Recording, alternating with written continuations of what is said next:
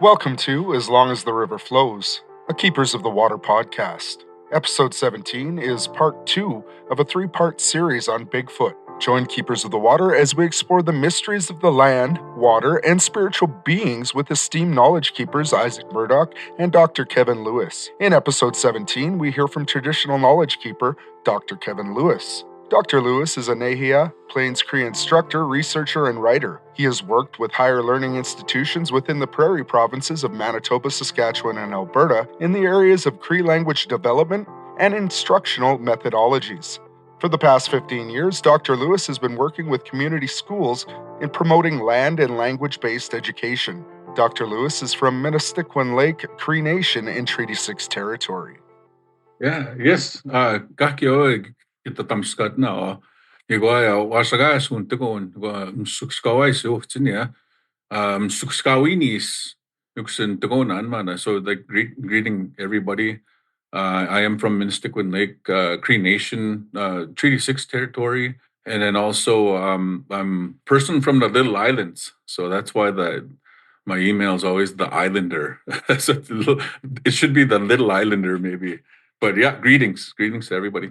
Where we are, we're in the boreal forest. So we're kind of nestled where the province of Saskatchewan and Alberta is. That's where we are. And then north of us is the Canadian Shield, Churchill River's up there. So all these river systems are pretty central for us because that's the way we traveled, right? And that's the way we kind of do our traditional routes and whatnot. And then traditionally, and even today, we still visit these places for medicines, depending on the season, depending on the time the fish are moving, because those fish actually move as well as and then as well as the birds when they fly south, and then all the animals too. Some of them hibernate during the wintertime. So it's kind of like a place where I actually phoned a few of our elders here just because I was like, okay, I know a little bit about this, but like who does really know a lot, right? Like it's because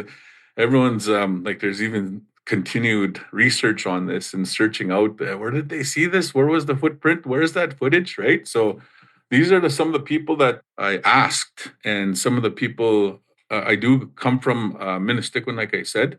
And then Nutspana is right beside us as well. So there's all these place names that we have in our area. So I'm privileged. I always say this. I'm privileged, and I don't want anybody out of the territory. Like I'm not speaking over any of our relatives, like the Dene, the Blackfoot, the Bloods, the Nakwinogoge, and then also the people of the mountains as well. I acknowledge all their clans that they have as well. So I don't want to privilege over that. But what I am doing is I did a kind of like a search, right? A search talking about and asking about this Bigfoot, right? And then now, but English, I was using English. The ones I was asking, they were all Cree speakers, and then I'm like, and I originally used Mstapio. Mstapio is the big man, right? It's the big man, and then I was trying to search around and get questions and songs and ceremony and all these different things, right? Even pipe teachings.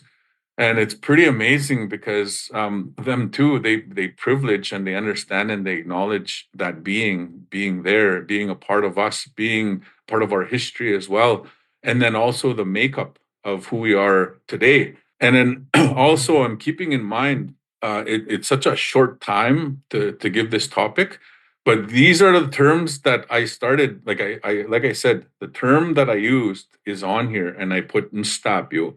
But I was literally translating this big man, this big human being, right? And stop you. And then as I was conversing, this is kind of cool the way it happened. So I'm conversing with the elders. I'm talking to them. I'm like, okay, do you have any information about this? Stop you. And then they changed it as they were talking back to me. Oh, yeah, I'm Staicino. Oh, yeah. And then they would add to this. Staicino is like the term that is commonly used in this area, right? But Mstapio could be somewhere else as well. So again, it could be a different dialectal area. It could be a different dialectal region that they might use mstapio. But in here, when I was talking to them back and forth, mstaisino was sort of the one that was getting feedback back to me. So that's the one that I'll end up probably just using. And then mstino was also another one that I saw, right? Mstino. So these three terms were the ones that I found when I was kind of doing my circles and trying to really learn about who this relative of ours is, right? Going back, these are some of the teachings that that they were saying, and of course, this is all in Cree. So it was really nice to hear it, ask the questions in Cree, but then also receive these questions back in Cree, and then also correcting my term of mstapio to say mstaisino, and here's they act like a protector, and then in sacred places, that's where you'll possibly that's good say maybe you'll see them, maybe, right? And it's always going to be on their side, and there's some people that are super sneaky, right? That are really stealth, our Indian ninjas, will say, and they'll startle and suddenly, what the heck, what the heck's this guy doing here, or what's this lady doing here? That's almost like a good sign, because when your aura is so clean and so pure and so like transparent, you almost kind of blend into the nature, right? You blend in. So a lot of times our stories will be like that, and it's mostly like kids, it's children that'll be able to see these beings. And then a lot of times, of course, as adults, if a child comes up to you and says, oh yeah, I just saw this big creature, this big man, this something, or a big woman or something like that, and then us as adults will be like, yeah, okay, whatever, like just stay close to me and don't go over there again, right? So it's the automatic kind of like father or mother response to that. They're also used as to keep us safe as well. And then so I'm going back to this, and I'm asking some of the elders, and I'm looking and listening, right? And then here's kind of like one story. So if you go back to the stories of this what happens is you'll start understanding and realizing that there's other things that are big, like a big the big bears, the big beavers that were there, these big beings that moved at the same time as they did. And there's even stories of like, there's even beings that were like half lizard, half animals at that time. And then what had happened was there was a relative of ours, and we still know these names, which is awesome, right? We still know the names of those relatives that were around at that time. So I came across this name. Kinigatos is Daskutum Gagi Naguma. Atus is an arrowhead, but it's a big one. It's a big arrowhead. Achusis is the one that we use in the bow and arrows, like the small little rock. Atus was this big one that we used as a spear. We needed that big atus because those animals were big and they were hard to harvest if you could harvest them. So that name, Kinegotos, was one of our relatives. That's what his name was. And at that time, he was gifted with thought. He was gifted with intelligence, ingenuity. Like inventing things. He was known for that relative of ours, right? But he was in the time of the big beings. And then what had happened was those Mstaissinog, that's when they arrived in our narrative. That's what I found from the stories and from like my research, right? Out in Tonamanista, just like finding Bigfoot, right? It was actually quite amazing how this all happened. So that Kinigatosoa, he was part of the Inog, those original relatives of ours, Inog, Iguneka, and they started realizing, man, we can think of like new things to do, new technologies that we can utilize, and this is the time where also a Sniwino Asninapiwino was introduced into like our story, which is the rock man, the rock being. And the rock being actually took pity even more on us because we're kind of like we're pitiful beings. Like the world, if we're not around, the world's gonna be fine. Everything will be fine, you know? And that's the kind of really humbling when you hear that. And back then, there's stories, there's lots of stories of this, right? So just that one person that I named, one of our relatives, what we can do is, like Jess said earlier, when we realize these people are relatives that were back then, and we recognize them still to this day, that's how far back that we remember. And we can't forget that. We shouldn't forget that. So for people that say, don't be talking about that, don't be, I think it's the time to actually start realizing how long we've been here, right? To those big beings. And then I also work at the University of Saskatchewan, and there's like this geology building with all these dinosaurs and these big bones and these big animals, and they're put together skeletal remains that they dug up, right? And they're huge.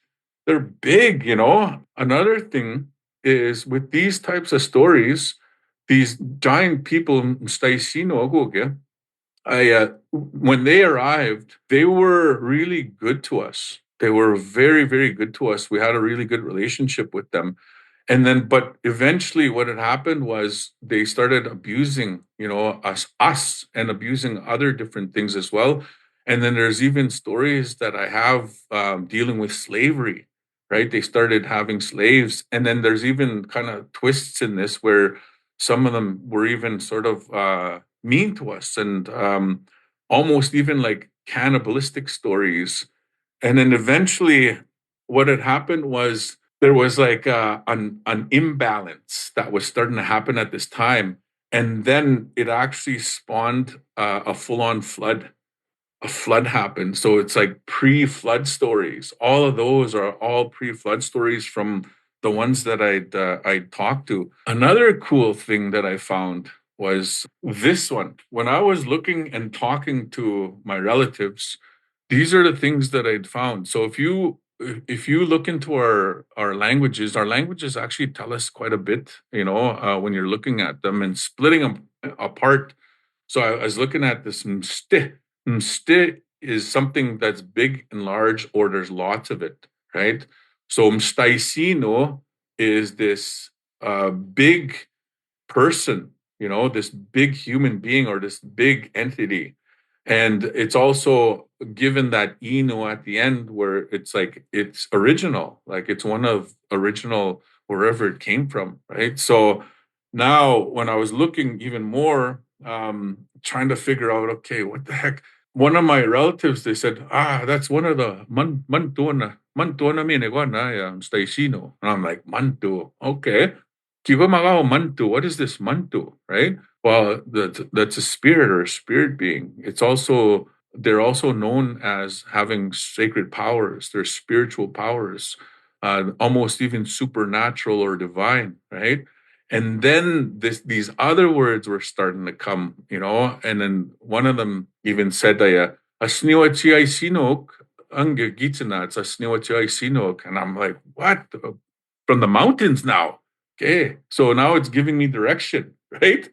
And then if you really look over on that side and without visiting and without overstepping them and without like being disrespectful, like this is all kind of like just my search, what I saw, right? So very infant style of talk and presentation that I'm doing. But one of them goes and he's thinking, and he's like, he says, eh? And so he's thinking about this. So we're going back and forth thinking. And then what that is no wonder that white horse has lots of songs. It's because that's where, this mantu is too. That's where that white horse is as well, is towards the mountains, right? And that horse lodge all of a sudden gets pulled in. There's a horse lodge teaching in there. And then, so there's an actual lodge, there's actual probably songs and pipe teachings that are in there. So the only way to get those is you got to do your time. There's not one magic book that you're going to open up and say, oh, yeah, okay, now I'm horse dance lodge holder or something crazy like that, right? You got to do your time, you know? So another one goes, Wichiumin pagauksa, he says, eh? Pagagos. Oh, yeah. And then so this pagagos is kind of like a spirit of famine, a spirit of like a real skinny, and they're doing their time, and it's kind of like you can even look at it as like it's like our genie in a bottle story, our version, right? So these are just kind of like what I'm doing is I'm just sending you off different places so you guys can look, right? You're gonna go search your own stuff. That was Dr. Kevin Lewis. Thank you for listening. Don't forget to download and subscribe to the podcast to be the first to hear new episodes. If you would like to donate to the cause or find out more information on Keepers of the Water, visit keepersofthewater.ca. If you would like to hear the complete webinar, visit the Keepers of the Water Facebook page or the Keepers of the Water YouTube channel. Miigwech.